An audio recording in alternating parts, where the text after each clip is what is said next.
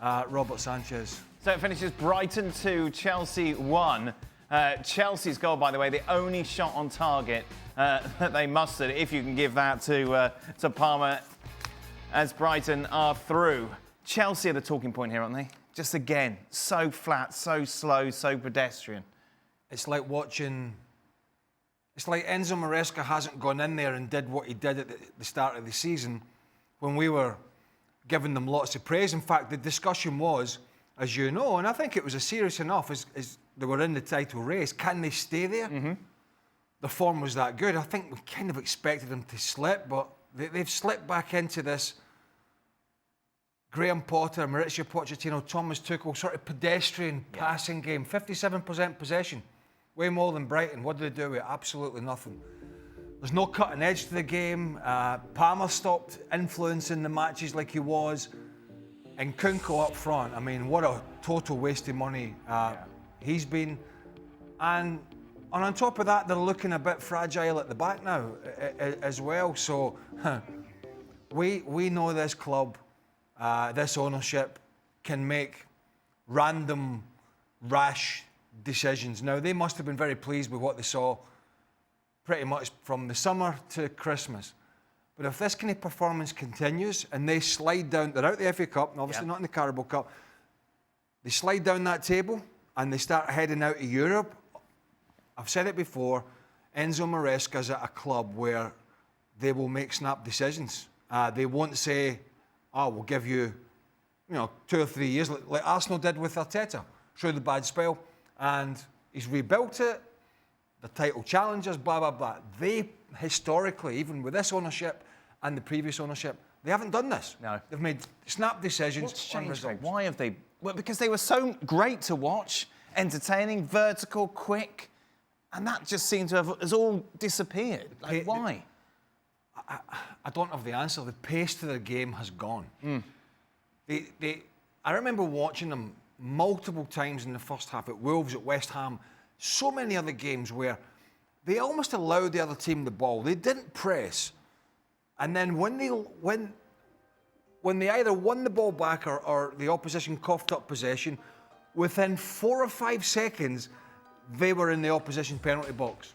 But it just, somewhere along the line, has gone flat. Have you got a theory here? They don't have an out-and-out striker, which I think is missing. But like you say, that doesn't hide from the fact that, at the beginning of the season, they were really cutting teams open. Yeah. From absolutely Jackson's nowhere. form at the beginning of the season, even as a link-up player and scoring goals, was surprisingly good. Yeah.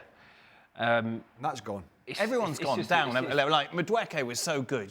Cole Palmer was excellent. Jackson superseded everything we thought he could do. All these players. And Kunku, I mentioned him. He has been. I don't know what's happened to him.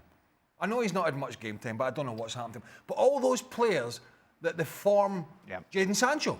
Jadon Sancho. It was a bit of a but he did for a period. He was looking lively, and then they go up to this game at Man City.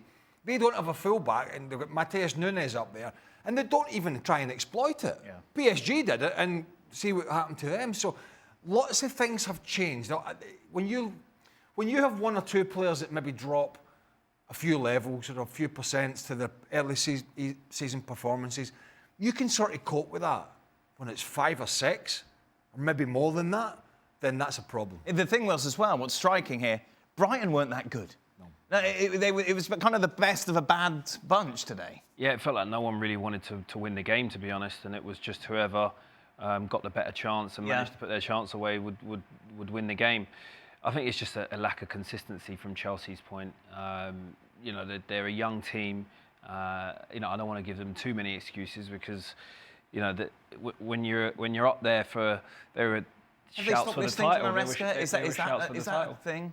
Like Maresca comes in, obviously has a really good impact, but it just what he's saying clearly isn't resonating. I mean, listen, we still have to give him credit from what he's done. I don't know, Kieran. I think he's run out.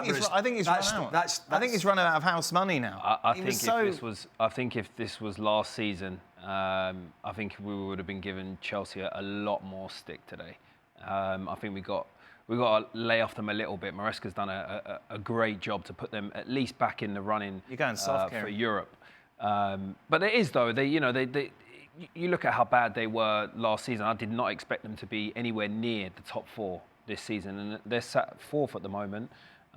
You compare them to someone like United right now, and but isn't that more to do with others being poor as well? Spurs, Newcastle dropping silly points. You look at those around them, Manchester United, you mentioned. Yeah, I think from the usual big clubs haven't performed well. A lot of them are inconsistent at the moment. A lot of them are finding their feet. I mean, look at what happened to the Chelsea squad over the last couple of years.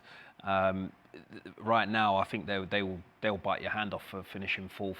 I don't think that Maresca was too bothered about the FA Cup. Much to probably the Chelsea's fans' disappointment. I think they want to make Europe, and I think that's his biggest concern at the moment. I think he'll wipe the slate clean tomorrow, and he won't be too bothered about this. If they finish 4th, if they finish up there, when I talk about under pressure, I'm saying if this kind of run of games and form and performance, if that continues, they're probably not going to make the top 4. No, or the top 5 it might be for the Champions League. And that's where the problem lies, is that, yeah, if he makes the Champions League, then that's some sort of progression and he'll be given some time.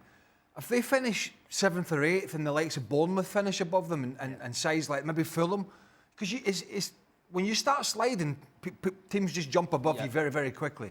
We've talked about the form of Newcastle this season, which has been better. They have the odd bad result, but they're definitely in the fight.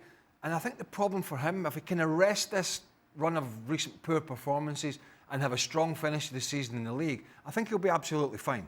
And that would be the right decision. But if he finishes 7th or 8th, he's in the lap of gods what his ownership might do.